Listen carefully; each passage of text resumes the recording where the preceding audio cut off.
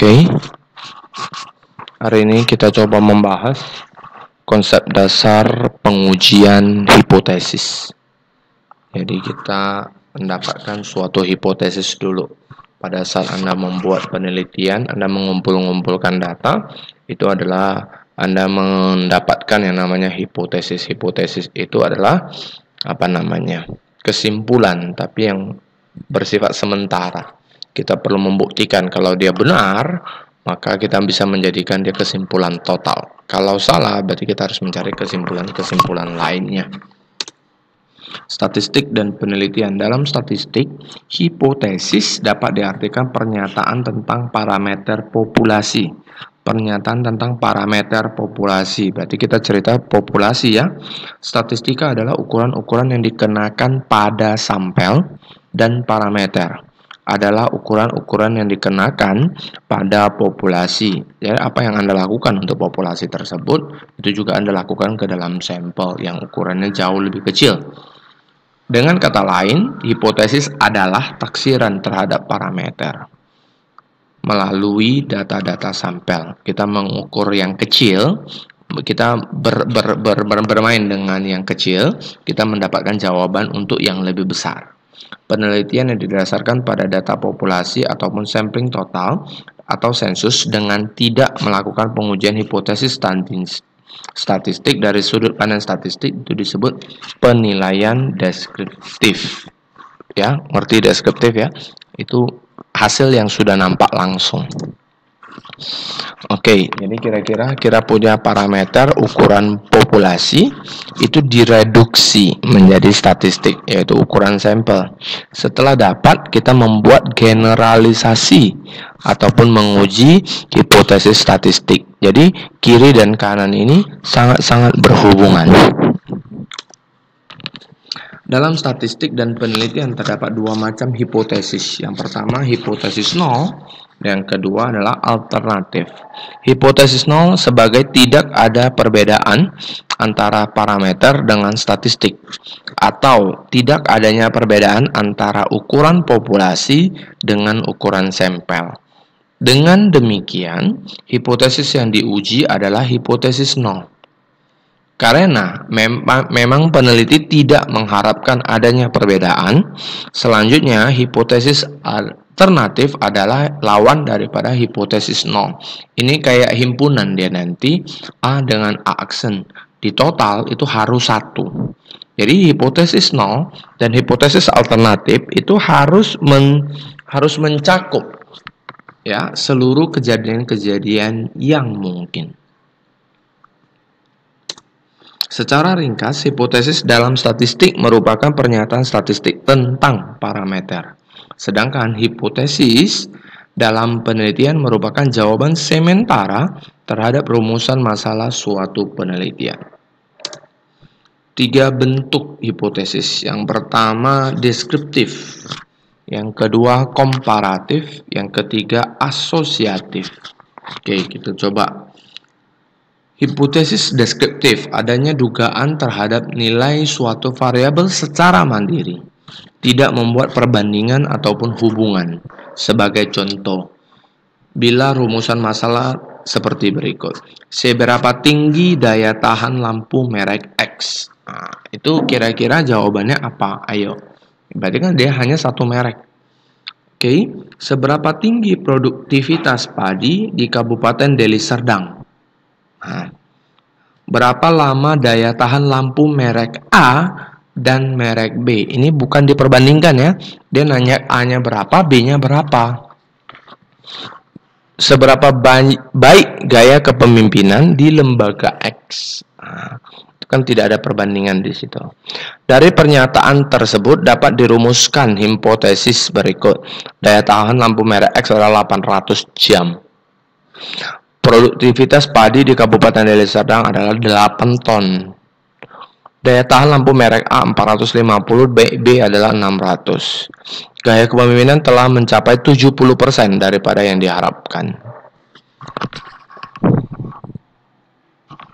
Dalam perumusan hipotesis statistik, H0 dan HA selalu berpasangan.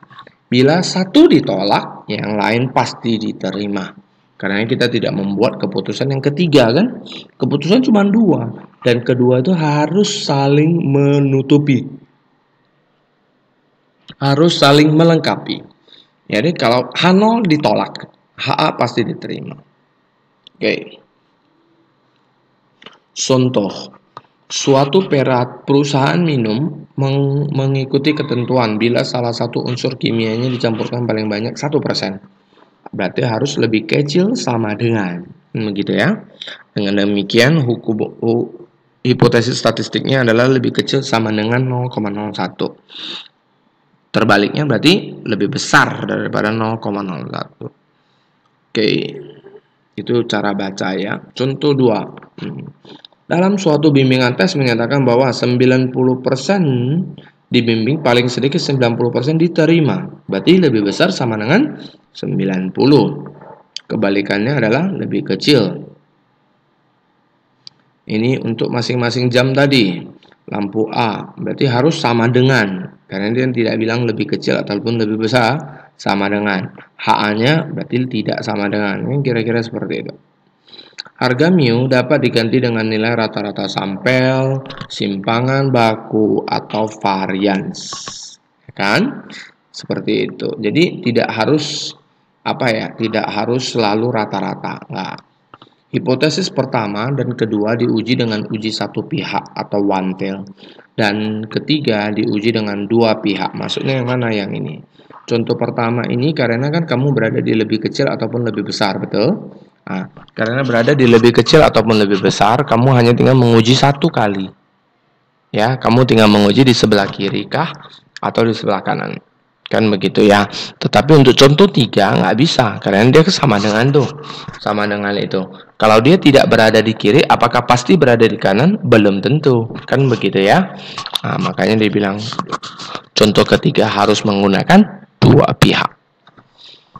Berikutnya, hipotesis komparatif. Dari nama udah tahu ya kan, perbandingan. Hipotesis komparatif adalah pernyataan yang menunjukkan dugaan nilai dalam suatu variabel berbeda.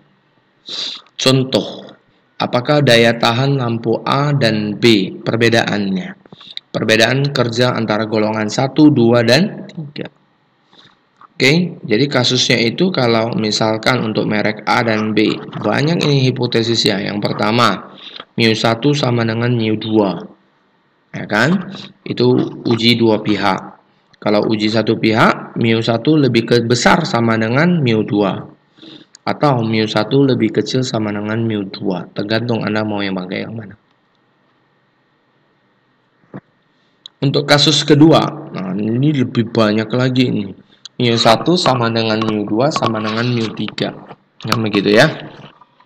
HA-nya itu lebih itu. Wah, mu1 tidak sama dengan mu2, tidak sama dengan mu3. Terakhir, hubungan asosiatif. Hubungan asosiatif adalah suatu pernyataan dugaan tentang hubungan dua variabel atau lebih. Contoh, apakah ada hubungan antara gaya kepemimpinan sama efektivitas kerja? Nah, itu dicari dulu. Apakah H0 adanya hubungan antara gaya kepemimpinan sama aktivitas kerja? Nah, kan? Itu ada lambang P seperti itu. Saya baca rho aja. Rho menunjukkan kuatnya hubungan. Kalau ada hubungan berarti dia kuat, ya kan? Kalau tidak ada hubungan berarti dia tidak kuat. Hipotesis 0 menunjukkan tidak ada hubungan antara gaya kepemimpinan dengan efektivitas kerja. Oke, taraf kesalahan. Kalau Anda melakukan pengujian hipotesis, banyak sekali nih kesalahan yang bisa terjadi. Pada dasarnya menguji hipotesis itu adalah menaksir parameter berdasarkan data sampel. Jadi cara menaksirnya adalah a point to estimate dan interval estimate, atau disebut dengan confidence interval. A point to estimate adalah suatu taksiran parameter berdasarkan hanya satu nilai. Sedangkan interval dari namanya juga ada tahu interval ya. Jadi dia estimasinya itu di antara interval-interval. Berarti jauh lebih besar kan begitu ya.